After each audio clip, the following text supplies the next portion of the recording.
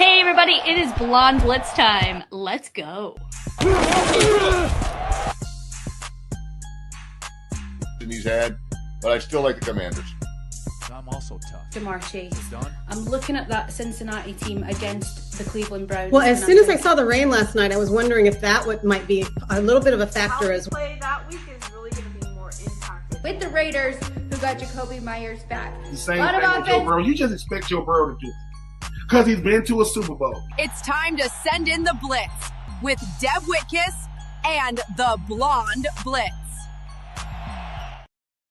Hello everybody and welcome to the Blonde Blitz. I'm your host, Deb Whitcas. Happy wild card weekend, everyone. Playoffs are here. Week 18 is over. Cannot wait for this weekend. We've got a great show for you today. Today, my special guest is an NFL safety, Adrian Colbert. He played for not one, but two of the playoff teams, San Francisco and Chicago, among a few others. He is here to help me with hot takes, and we'll also hear all about his football career and his current endeavors. Sports comedian Jacqueline Marfugi, she joins us for week 18 and playoff funny. HGTV designer to the athletes, Shay Holland, is here to tell you how to get your house playoff ready and to give a few tips for fans heading to Santa Clara for Super Bowl 60. Sports betting expert Alex White is here for your best bet for wildcard weekend, along with fantasy expert Ballers Meg. Intuitive reader 333 Ask Carrie looks at her power deck for the Monday night playoff game, Texans versus Steelers. And finally, Ben Troop, former tight end for the Bucs and the Titans. He is here for wildcard weekend game picks. Let's go, everybody. Let's get it started with headlines. I am doing them live today.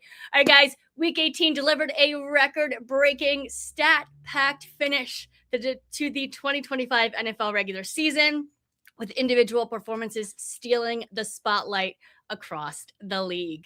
The headliner belonged to Cleveland defensive end Myles Garrett, who recorded his 23rd sack of the season to set the single sack record since the stat became official in 1982, surpassing Michael Strahan and TJ Watt. Cincinnati wide receiver Jamar Chase capped off a dominant season with 125 receptions for 1,412 yards, becoming just the third player in NFL history with multiple seasons of 125 plus catches. Los Angeles Rams quarterback Matthew Stafford, who I will see tomorrow, continued his late career surge, throwing 4 touchdowns in week 18 and finishing the season with a career high 46 touchdown passes. Stafford now owns the second most touchdown passes in a single season by a quarterback aged 37 or older, and passed Dan Marino for 7th on the NFL's all-time regular season touchdown list. Puka Nacua, interviewed him last week. He added another chapter to his historic start, surpassing Randy Moss for the second most receiving yards by a player through his first 3 NFL seasons. Nacua also joined rare company with 35 career games of at least 5 receptions in that span, placing him alongside Michael Thomas and Amon-Ra St. Brown. From dominant pass rushers to record-chasing receivers and veteran quarterbacks climbing all-time list. Week 18, it delivered one of the most statistically impressive finales the league has ever seen. All right, guys, those are your headlines. Like I said in my intro, my special guest is an NFL safety who played for the 49ers and the Bears, as well as a few other teams. He is here to help me out with hot takes from week 18, and we'll also chat about his career and his current endeavors. Everybody, please help me welcome to the Blonde Blitz, Adrian Colbert. Next caller is Deb Whitcas, who says she has some really hot takes.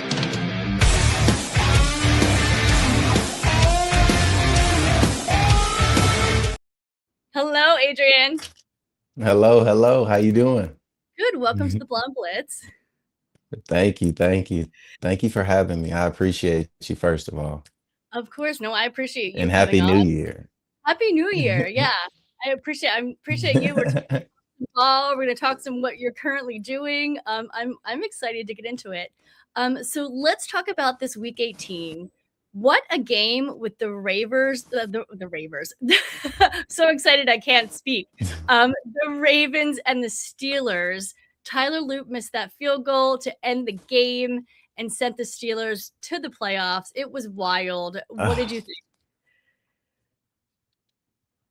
I mean, that's football. Like that's December football, January football. That's the Right? stuff you sit at home for and be prepared to watch. Like you want to be excited. You want to be on the edge of your seats when you're watching the games. I mean, at least as a fan of the game. But if you're a fan of a certain team, bad. Yeah, yeah. What do you think of the Steelers going to the playoffs, and not the Ravens? I cannot believe the Steelers I'm knocked the Ravens. I'm excited to see how Aaron Rodgers performs and leads that team in the playoffs. I think they got like they got some dogs in Pittsburgh. Absolutely. We're having it's hard to hear you a little bit, but we'll try to keep with it. The Eagles and the Commanders game, another one, Sirianni, he sat the starters for week 18. The Eagles lost to the Commanders, getting the 3rd seed instead of the 2nd, which I'm a little upset about. I'm an Eagles fan. So now the Eagles are playing San Francisco instead of Green Bay. What's your take on that? Did Sirianni make the correct call to sit the starters?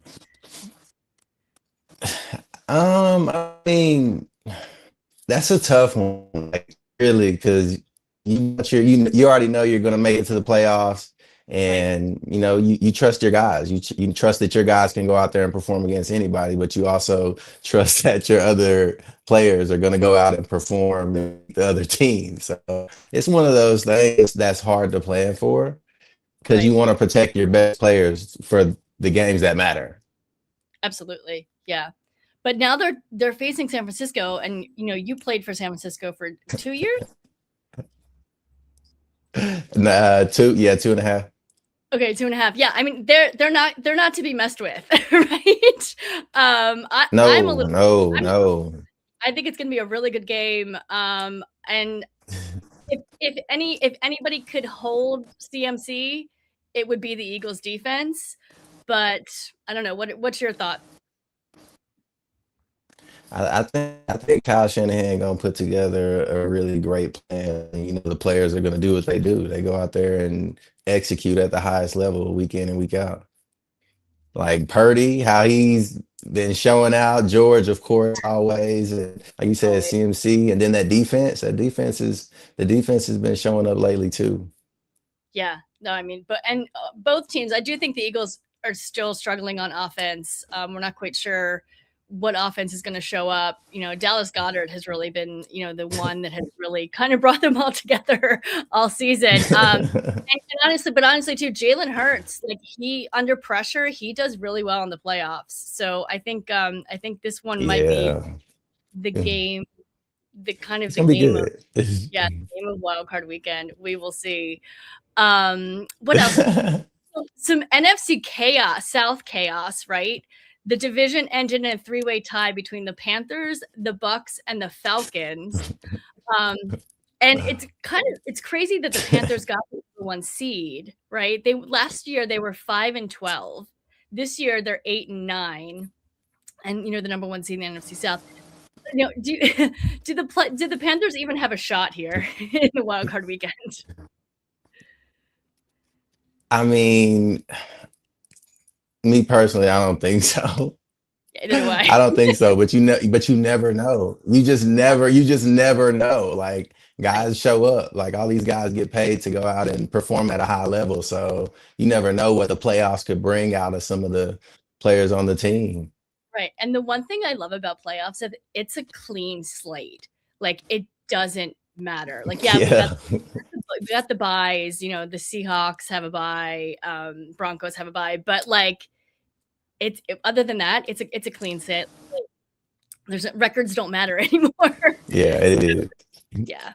No, because like even like the preparation standpoint for a playoff game versus like a regular season game, some people dive extra deep into it, like as a team, like they really not even over scout, but they really dive into more details, and play calling gets a little bit different as well.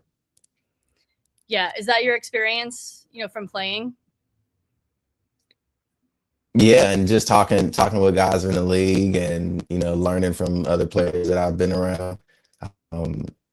It's different. Like even with when I was in Miami, and we had the staff from New England, and they talked about Tom's preparation and how he prepared. Like he knew players, he knew whoever was on the field.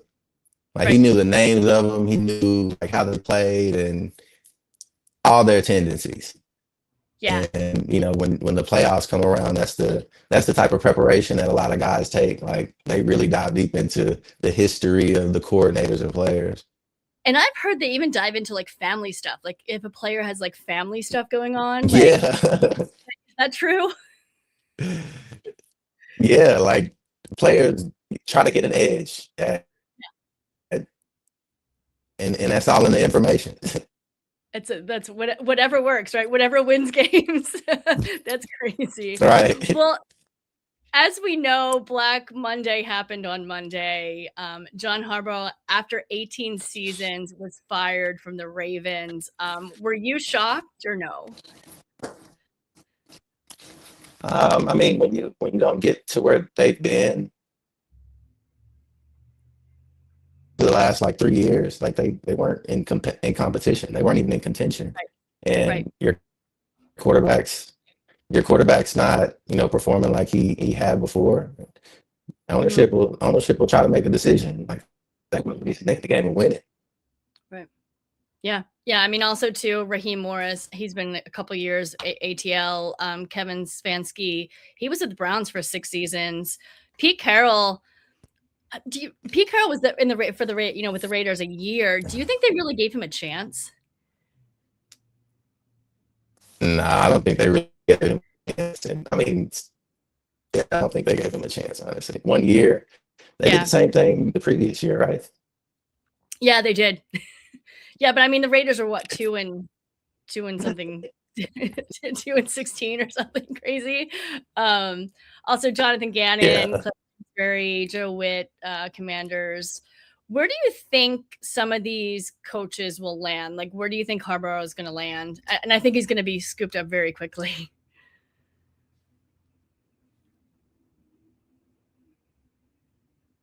Did we lose him?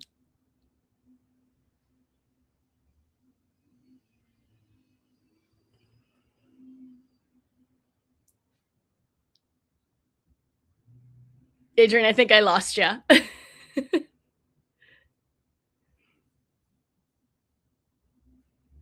Oh, I just lost your audio. Hello? There we go. Got you back. Okay. There we are. Got you back. I think Harbaugh is going to be the pick of the litter. Like his rapport in locker rooms amongst players. I mean, that's important. Coaches hiring. Mm-hmm. And he's one of the most respected coaches, so I think he'll get an opportunity pretty quick, and he'll be able to choose. And where do you think he's going to go? I personally think he's going to go to the Giants. That's my personal guess. Giants or Jets. You never know. Never know. Yeah, right. Well, and they were talking about Chris Shula going to the Giants as well, and I don't want to see Chris leave the Rams because the Rams are doing so well this season. So I'd be very upset if Shula left the Rams. But this is what happens, But what else?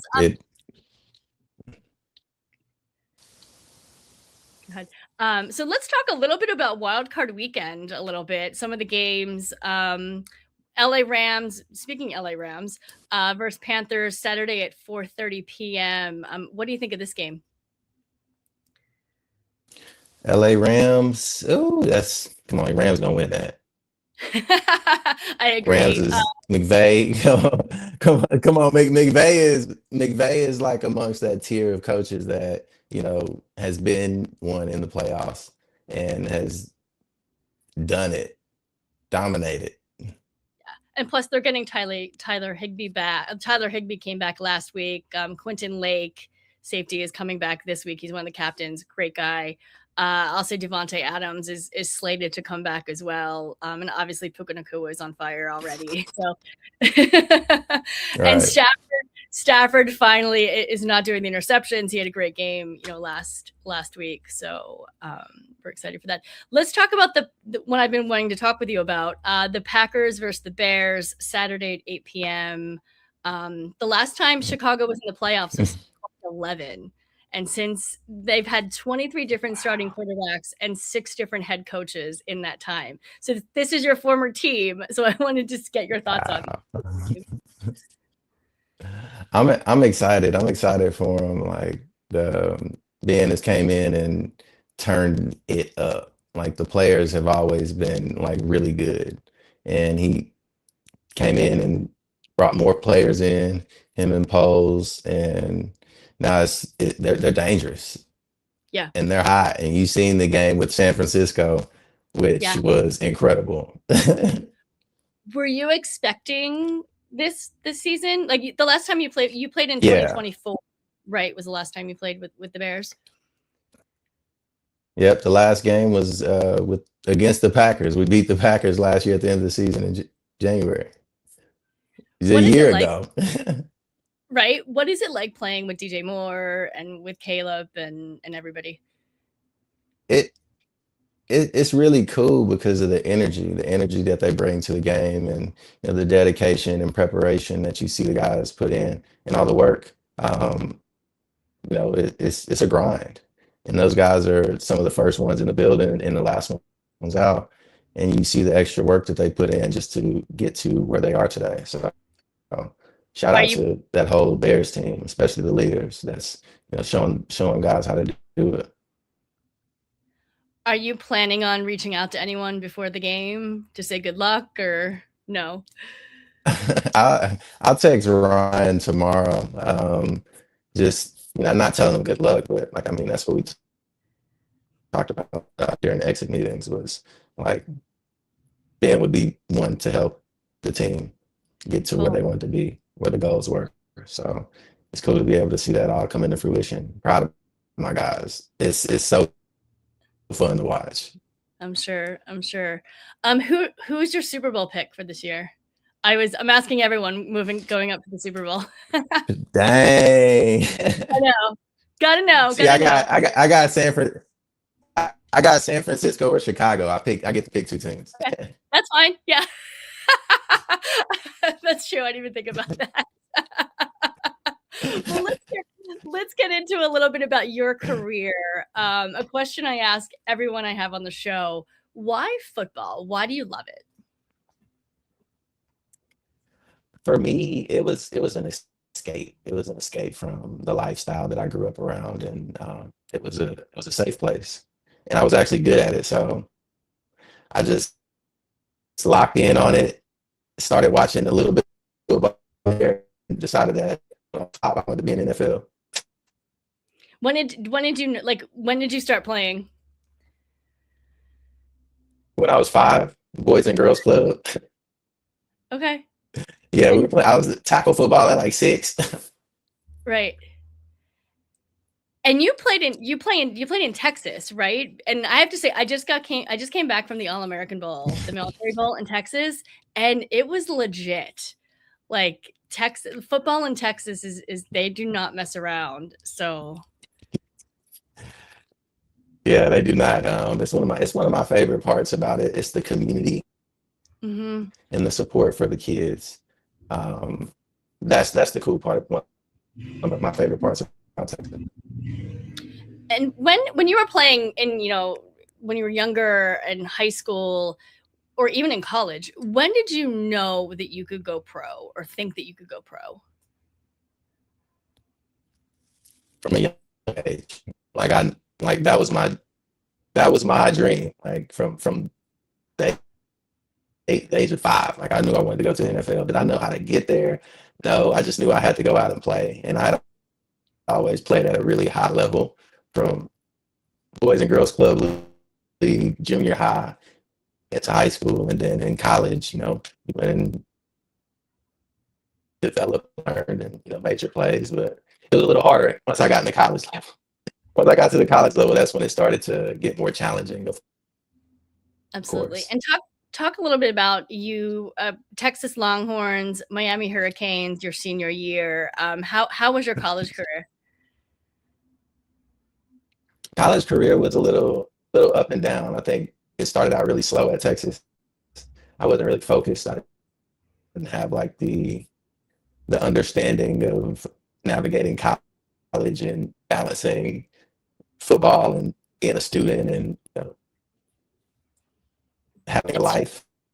Yeah. So I kind of got caught. So yeah, nobody tells you about that part of going to college. Nobody tells you that. So you had to figure it out. And at time I was not passing school, and it was stressful. And you know, eventually I got to a point where I was in a round table meeting with coaches and staff, and they were telling me like, hey, like you're not gonna get to play here if you're not locked in. Right. And I went home that summer locked in. This was my junior year. This is my sophomore year.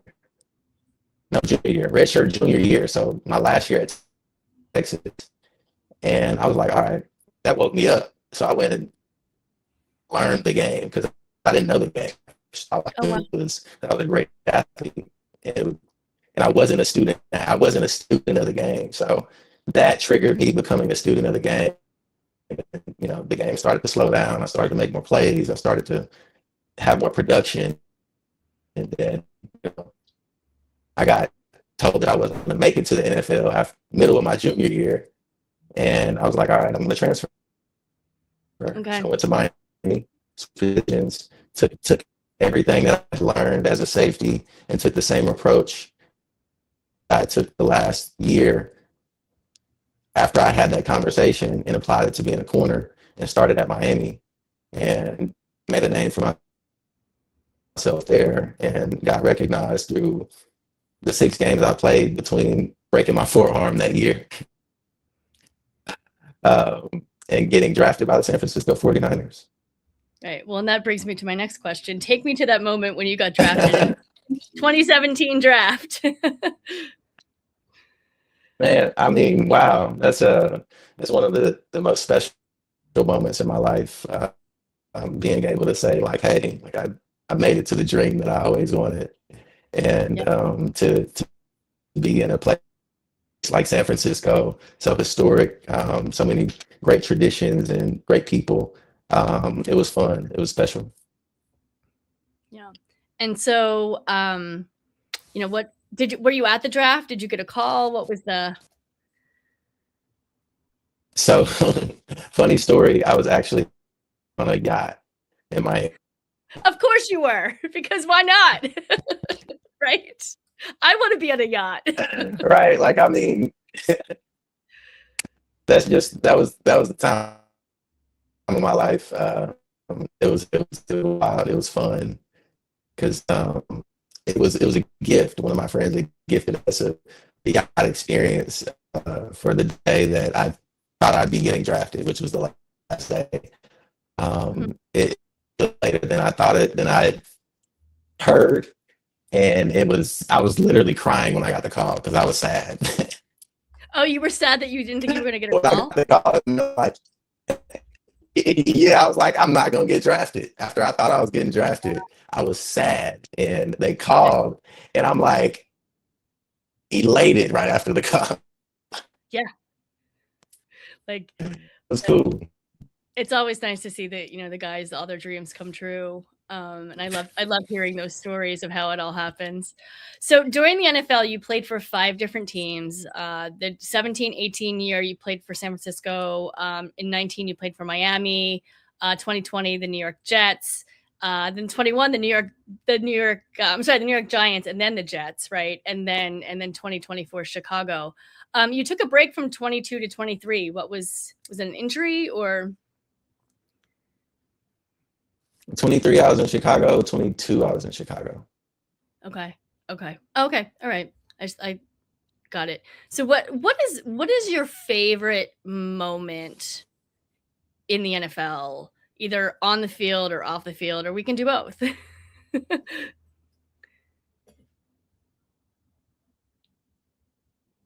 Oh, I lost him. We'll see if he comes back.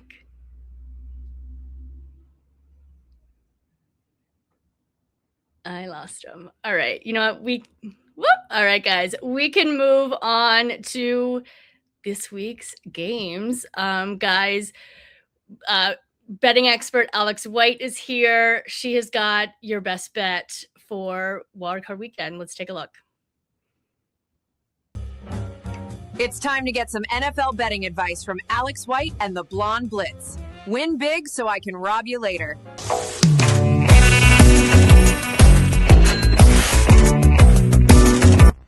Hello, football fam. Alex White here. I know everybody is just as excited as me for Wild Card Weekend. 6 fantastic games. And Deb, you had us pick our Super Bowl matchup, and mine's not looking too great now. I should have picked the 1 seed matchup, but we'll see how everything plays out here with the Broncos and the Seahawks getting the number 1 seed. But for my best bet for this weekend, it was pretty simple, really. It's the Packers on the money line, and I know it could be concerning losing 4 games coming into this one, but third time they'll see this team. I like the fact that they lost the last one in Chicago, and pretty miraculous win by the Bears. Really, the Packers had a 99% probability of winning that game, and Jordan Love knocked out of that one, of course, and now he's had plenty of time to clear concussion protocol. Josh Jacobs, their workhorse, he had a full week off last week, and I think they're going to be the better team here. They're the better defense, definitely. Now, Chicago led the league in takeaways,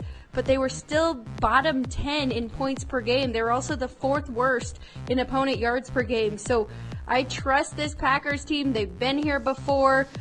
You don't even have to lay a number here. It's just a pick 'em game. So give me the Packers to beat the Bears in this first wild card weekend. Best of luck to everybody. I'll check in again next week.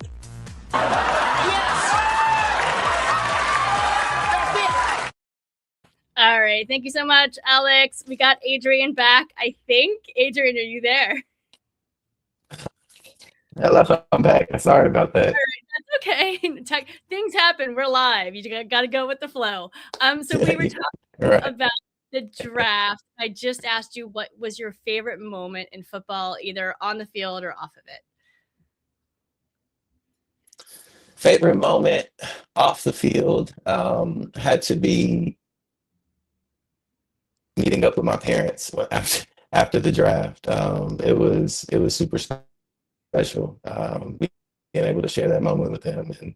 And actually, no, that wasn't it. It was having them to San Francisco, having my parents come to San Francisco for my first game. That was super special because, like, my whole life, like, playing football was I thought it would be a means to help my family, and being able to share that with them was super special. How about anything on the field? Was any particular sack or on the field? Okay, on the field was my first game as a starter in San Francisco. That was incredible. We played against the New York Giants in Week 9 in 2017, and it was like my homecoming party. That's awesome. It was a blast. So your last season you played was 2024. You're still a free agent. But what are you doing now? I understand you just had a baby. Congratulations. Yes. We just brought in our baby girl. Love it. And such a special moment. Girl dad. Never thought I'd be a girl dad. I always thought I was gonna have a lot of boys because my dad has 5 boys. Oh wow. And my mom has 4 boys, so it's boys running the family. The boys running the family. So in other words, she's like, gonna be super spoiled. Is what I'm hearing. Right. Yes, tea parties and all. I love it. Tell me a little bit about, you're the founder of On the Links. It's where Goff meets growth. I love Goff, and we were talking a little bit about before the show started. Tell me a little bit about the company. And it's a show, right, as well? So it's a storytelling platform, which started out as a passion project. After getting into golf in 2021, I started seeing all this stuff on the algorithm with golf and content. And I was just like, yo, why not try something like that? Bring sports into it, bring football into it. So On the Links was born, and it was a pros versus Joes concept where I used to bring fans out and it'd be a 2v2 for NFL tickets for a game. And now it's grown into a storytelling platform where we're adding some really cool things to it and bringing on really inspiring guests that people know and business people, entertainers, athletes, just to share their stories and share the journeys that have helped them get to where they are in their lives that people see them in. Who have you had on the show? Mac Brown, Jordan Poyer, Matthew Judon, Caleb Farley, Javon Holland, so many more guests to come. I mean, I got like 40 lined up already for this year. Oh, wow. So And I'm excited to get rolling on it. Do you do it weekly or? So we're planning on dropping bi-weekly, and Okay. we'll be launching this summer. Okay.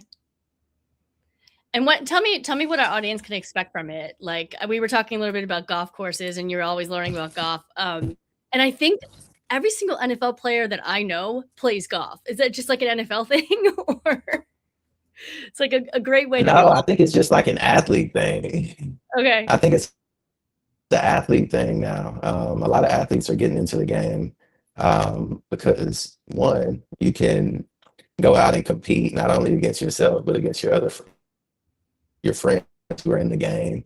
There's a handicap system. You're outside, and it's a game you can't beat.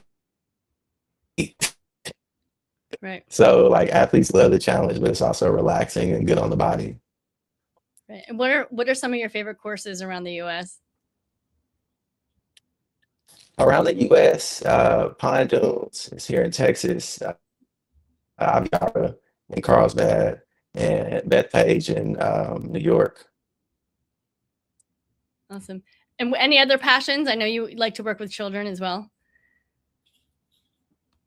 Oh yeah, no, that's my main passion. I'm an advocate for the youth, and I love just being able to go back and pour into my community and other communities with underserved children or children who don't have the support, not even just like financially, but emotionally and mentally, because it's life is challenging when you don't have a foundation or support. It makes it even harder, and I just try to be a light in my communities, especially amongst the youth, because I know how much of a great experience that could have helped a lot of my youth. Yeah. And you talked about that earlier. So you just try to give back because of what you went through as a child, and now like to help others. I love that. What organizations do you work with? Boys and Girls Club of America is really the main one. Yeah. And then any other organization that is looking for advocacy. I also work with Mothers Against Drunk Driving. Yeah. Big advocate on that. I lost a really dear friend of mine in college I'm sorry. to that. And Yeah. that was super, super tough on me during that whole transition period when I was in college. So I try to be an advocate, a voice for that. Well, thank you so much for the work you do, and thank you for being here. I appreciate it. Where can our audience find you? You can find me on Instagram. You can follow the On the Links channels on Instagram, TikTok, YouTube, and Awesome. Well, I cannot wait to watch. You have to when you guys premiere, you have to let me know, and I'll tune in. Absolutely, I appreciate you. Thank you so much, Adrian. We'll see you soon. Thank you so much, Deb. You have a good one. You as well. Bye. All right, guys. Week 18 was crazy, and we're expecting Wild Card Weekend to be wild. Please welcome sports comedian Jacqueline Marfugi to get her wild and funny take on things. Jacqueline, what's going on? Okay, I got one for you. What did the wide receiver say to the football? Catch you later. Yeah, my jokes suck. That's why I watch the Blonde Blitz.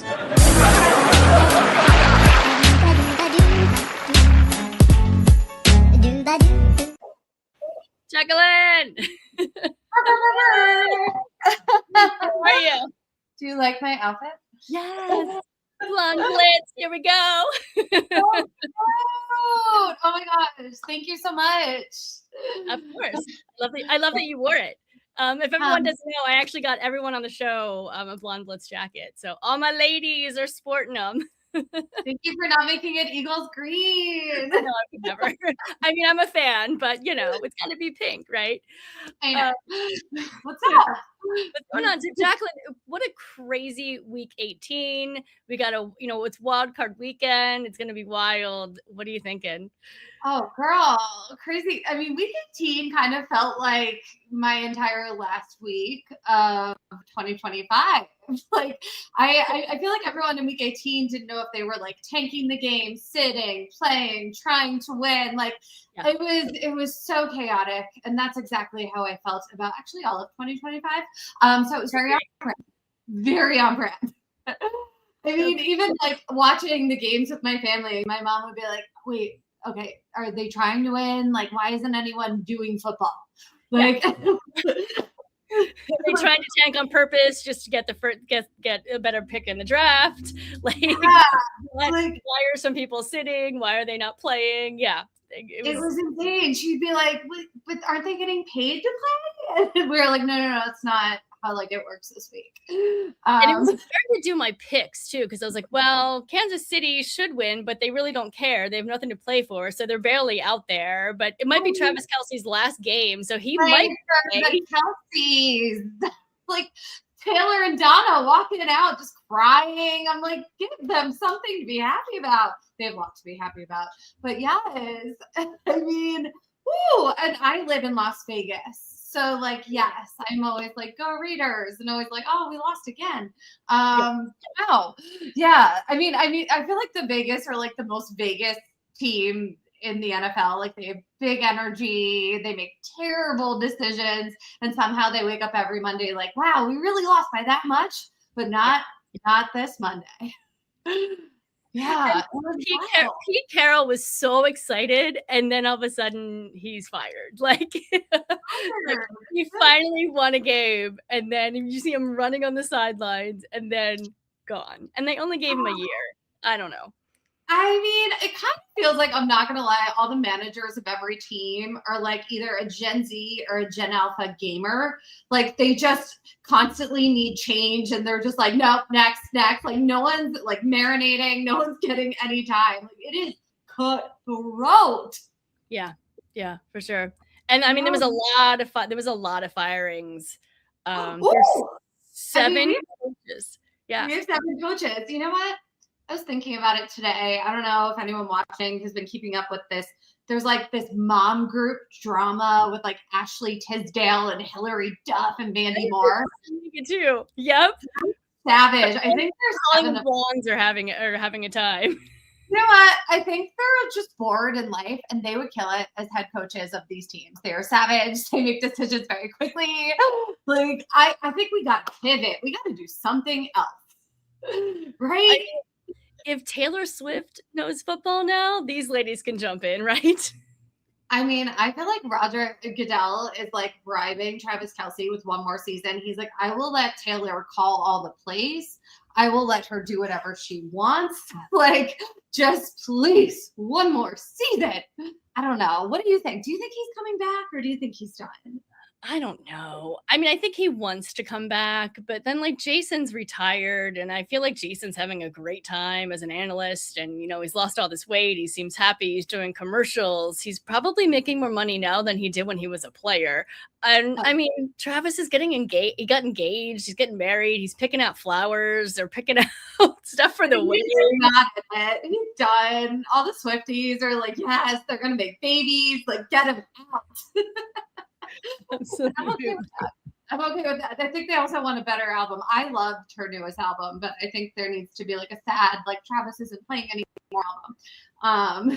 So yeah, do it for the Swifties, Travis.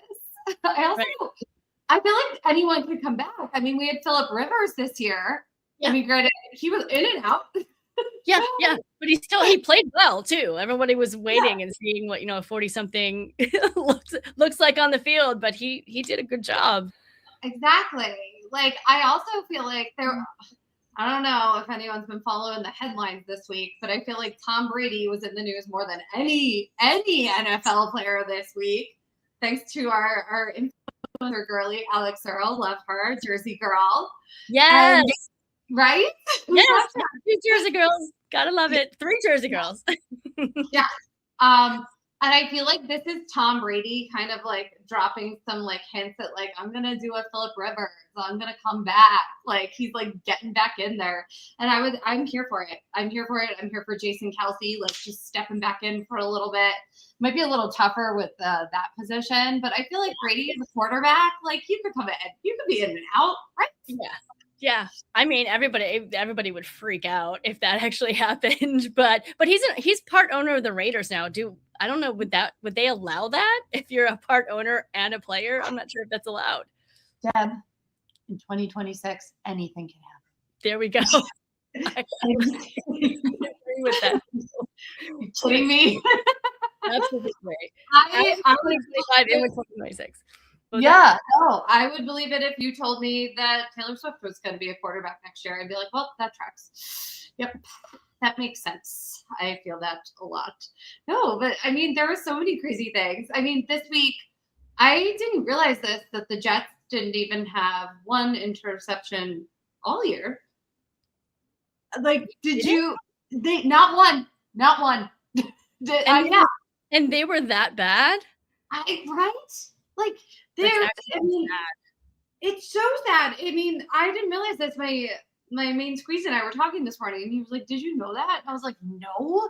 And it almost seems like the other team's offense was like, "Hey, we could throw this directly at you," and the Jets are like, "Nope, no, we're good.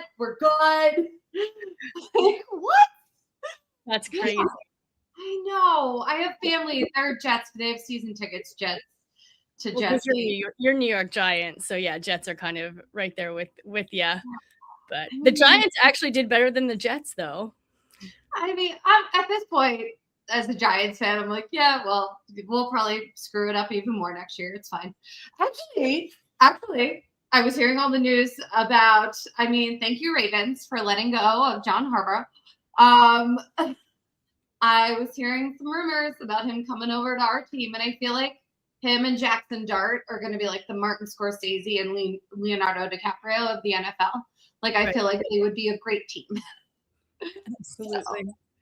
So. Time will tell in 2026. Well, Jacqueline, thank you so much for being here on the Blonde Blitz. Love the jacket. And where can our audience sell it as merch? Yeah, right. I do. There we go. Yeah. Where can our audience find you? Oh, just at Jacqueline Marfuji on Instagram and at the Jacqueline Marfuji on TikTok. And I post all my comedy show dates on there. So come see me and let me know what city you want me to come make you laugh in. I was actually going to surprise you and come to the Atlantic City show, but then it snowed and I couldn't get there. So I will see you soon, and we love you. Happy New Year, and I'll reach out to you. Yeah. Okay. Thank you so much. Bye, guys. All right. Bye. All right, guys. Next, HGTV designer to the athletes, Shay Holland tells us how to get your home playoff ready and gives us a few tips for fans heading to Santa Clara for Super Bowl 60. When I need the latest in style and entertainment, I tune into the Blonde Blitz.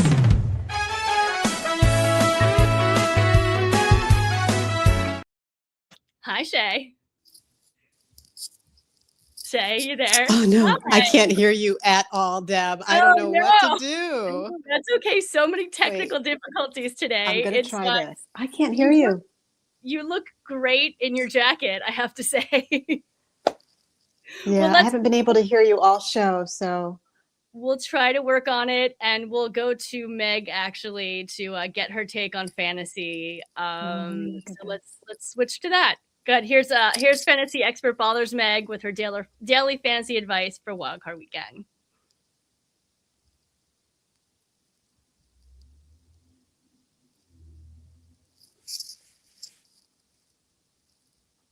Shay?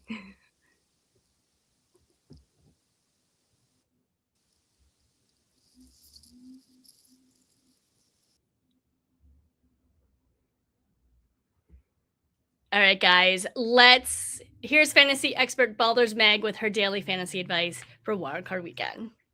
When I'm looking for fantasy advice, I listen to Meg from TSS Fantasy. Hi guys, Ballers Meg coming at you with the Blonde Blitz fantasy football segment this week, and I am so excited that we are heading into our wild card playoff round. So my picks for fantasy this week, I am sticking with my boy Ramondre Stevenson over at the Patriots. He is golden boy for me. He has done so much for me this season. I can't see him letting me down for the playoffs. Next up, I'm looking at that Jaguars side and I'm excited to see what happens there. So if you're looking for a quarterback, Trevor Lawrence might well be a really, really good shout there. James Cook over at Buffalo, untouchable, unstoppable. Lots of points, I think, from James Cook this week. And as a little bonus, I would also be looking at Nico Collins as well. I wish you all the best for your playoff DFS fantasy squads. You can find all of the hints, tips, tricks and advice on fantasy over on TSS Fantasy or on my pages at ballers_meg on all social media platforms. Have a good week, guys. See you soon. I'm ready. I'm ready. I'm ready. I'm ready. I'm ready. All right. Thank you so much, Meg. All right, guys. We got Carrie next. Intuitive Reader 333 asks, Carrie is using her Power Deck cards to predict the Monday night playoff game, Texans versus Steelers. Carrie, I'm actually excited to hear what you predict for this game. Let's see what the Power Deck cards say about these NFL team futures.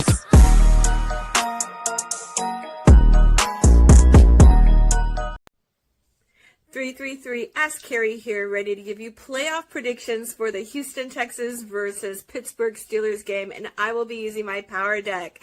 And this one is definitely all about the Earth element because there are 3 planetary transits that are happening in the sign of Capricorn.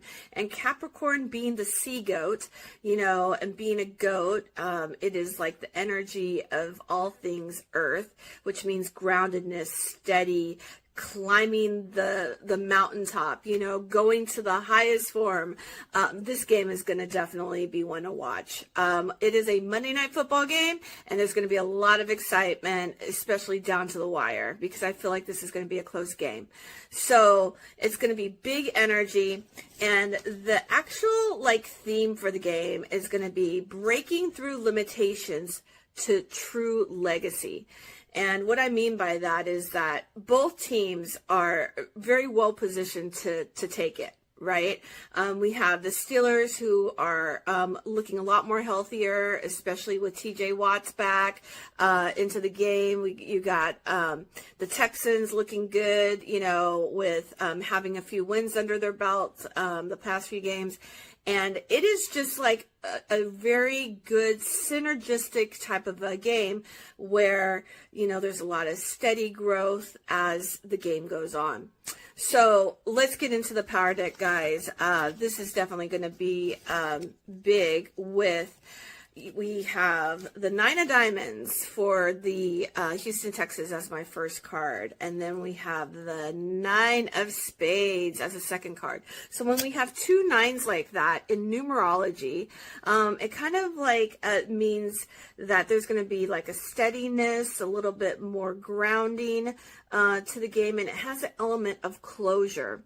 So, unfortunately, because of the fact that these 2 9s are in the Texans, along with the King of Diamonds, which represents fire sign, and that would be Aaron Rodgers taking over the Texans. I don't know, maybe a little sticky for the Texans here. But then, for the Steelers, what do I have? So I have the 8 of Cups. They are on home turf, so they definitely have a winning advantage here, along with the Jack of Hearts. So Jack of Hearts being the most favorited, and probably that would be Aaron Rodgers trying to take it home for the team.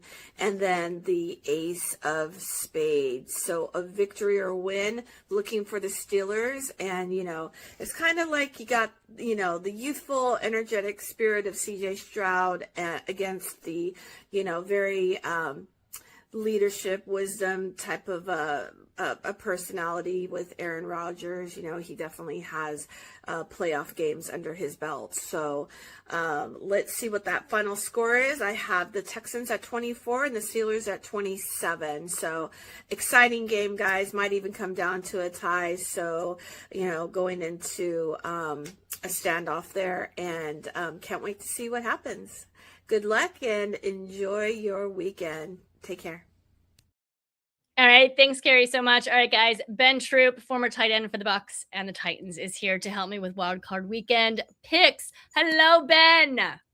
Bring in Deb and Troop so we can get our NFL picks.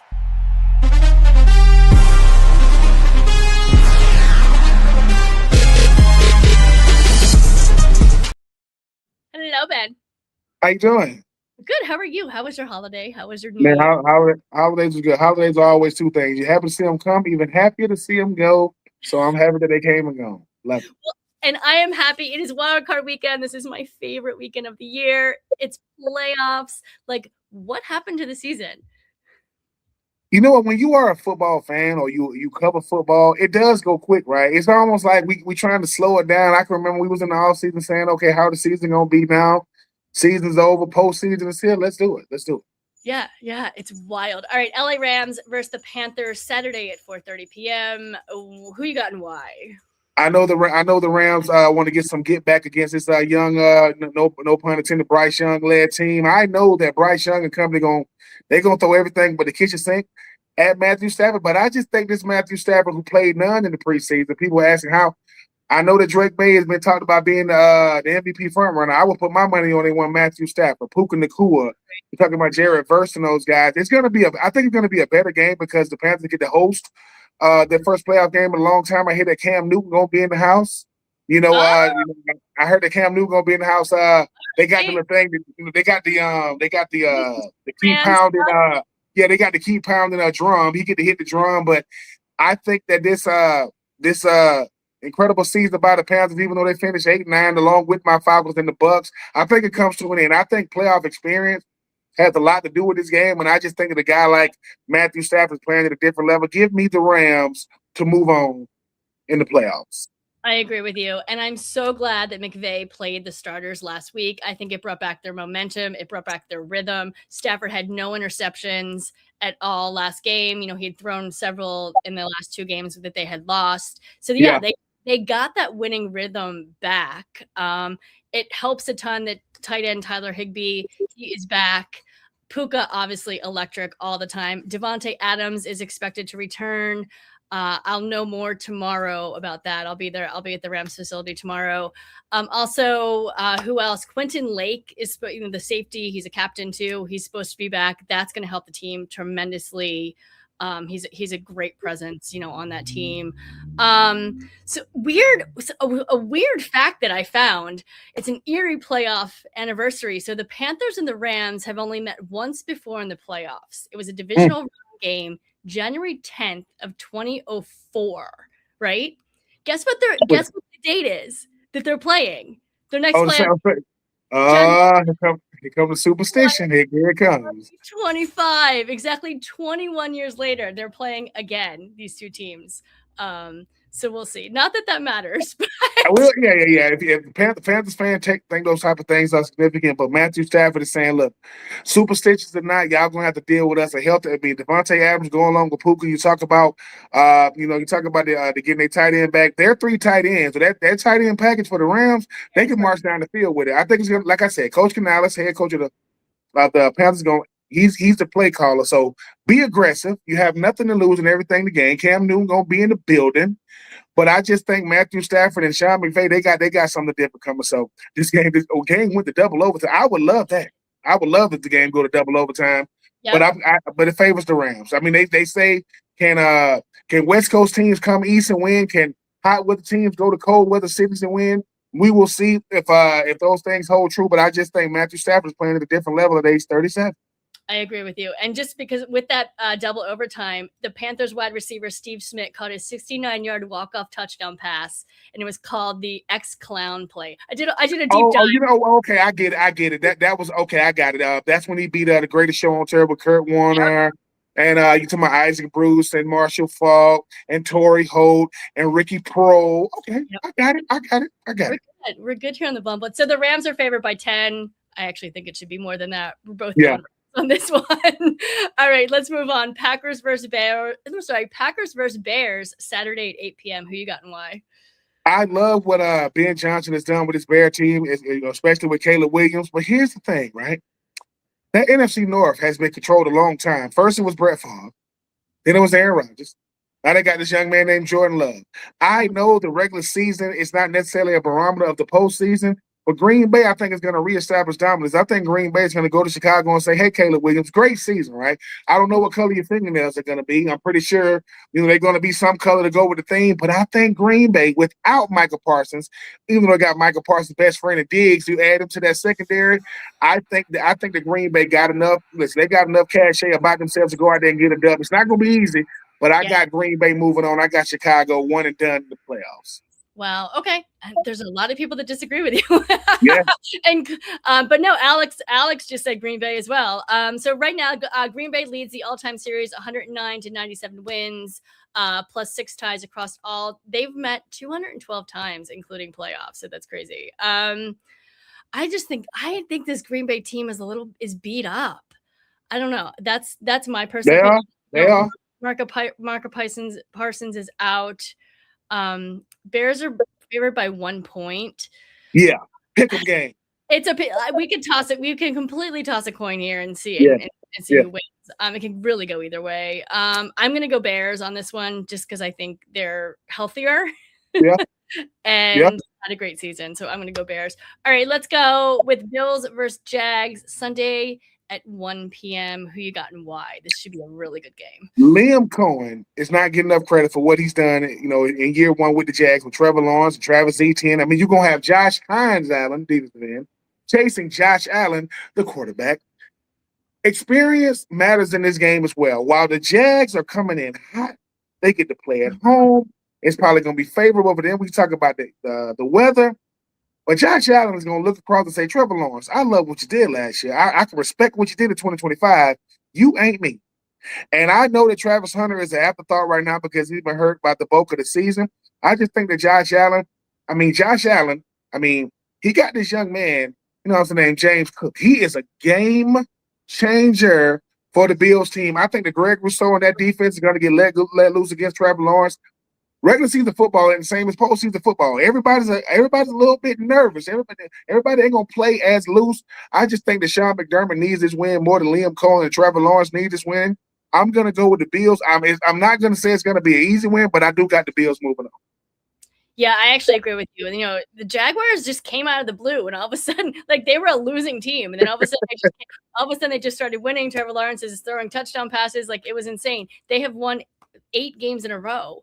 Who would have thought? They just clicked at the right time. But the last time these two played was September 23rd, 2024. 47-10, the Bills won that game. I think the Jaguars, I think this is going to be their last game of the season. So we have somebody saying here, Jaguars are going all the way. A lot of people are saying that. So again, it's another one you could just toss a coin, and there you have it. Yeah, I'm gonna agree. The Bills are a 1.5 favored. I'm gonna go Bills. All right, another one I'm looking forward to: San Fran versus the Eagles. I don't know if I'm looking forward to it, to be honest, because the Eagles might lose it. 4:30 p.m. on Sunday. What do you got and why? This might be the game. This might be the game of the week when you talk about all these playoff games. I mean, Christian McCaffrey. You're talking about Brock Purdy. You're talking about Ricky Pearsall. You're talking about George Kittle. Yeah. Then you got Jalen Hurts and Jalen Carter and, A.J. Brown. This going to be the best game. I want to see hopefully the real Saquon Barkley comes to play because I think the running game is going to make life a lot easier for Jalen Hurts and company. if Jalen Hurts and company's offense is going to be sluggish, this ain't the game to do it because I think that this 49er team is going to score points. Philadelphia, to me, is still one of the best teams in the NFC. They are the defending champions, and they are different at home. Only because the Eagles are at home, and I just think that plays in their favor. Nick Sirianni's getting scrutinized because he didn't play a starter. They didn't play for the second seed or whatever. Yep. The 49ers are a bad matchup for anybody. I don't care who they're playing, but I think the Eagles are built for scrutiny, built for adversity, and they thrive in uncomfortable situations. Give me the Birds to move on, even though the 49ers and company will not go quietly into the night. Yeah, I agree. This is going to be the best game of the week, I'm thinking. And I can tell you, I'm very mad at Sirianni as an Eagles fan that he sat the starters. Of course, if something happened to one of the starters, then I would, be very upset. But we could have played Green Bay, and no, we get San Francisco, and CMC, fabulous, right? This is going to be a good game. If anybody can hold CMC, it will be this Eagles defense. Oh, right? yes. Oh, yes. And if Fred Warner can find a way to summon the football guys and be able to play, that's going to be a huge – I don't know how many plays he's going to be able to play if he does play, but he has what Charlie Sheen say, he got tiger blood in his system. I don't know his healing mechanisms. If he can play, that would be a huge boost for this 49ers team. Yeah, absolutely. And, but the Eagles offense, you just don't know with them. Barkley needs to Barkley in this game. They need to run that ball for sure. And also, too, Jalen Hurts is great under pressure. And we all know that. He's great in playoff situations. So a lot of people are picking the Eagles. I'm just not sure. If I wasn't a Birds fan here, I'm going to be honest, I would go San Francisco. Because I'm a Birds fan, I have to go Eagles. So I'm hoping that the Eagles defense can win this game. So I'm going Birds as well. All right, one more. We got Chargers versus Patriots Sunday at 8 p.m. Who you got and why? Okay, once again, Drake May is playing out of his mind right now. Harbaugh, you know the type of team you're going to have coming there. Justin Herbert hasn't been the best. His playoff record is not good at all. I just think that while I'm going to go with the Patriots, let me go ahead and start there. This is going to be a better game than people give it credit for because here's the thing about Drake May. Drake May doesn't have an in-between. He's either really, really good or not so good. And I think the Charger team is going to force him into some mistakes because you talk about Henderson. His running back out of Ohio State rookie has really, really proven himself to be very, very valuable. I do think New England is the better team. But Harbaugh doesn't care. He said, look, we're going to come in here. We're going to try to play smash mouth football. We're going to try to force Drake May into some mistakes, hopefully make a fourth quarter game. I think it's going to be a really, really good game, but I just think New England is a better coach team. They're a better team top to bottom, and Drake May is playing MVP football right now. I agree, and I was going to start with that one right there. Drake May is up for MVP along with Stafford right now, and the Patriots are killing the season. And just versus Justin Herbert, who's still playing with an injured left hand. I don't know.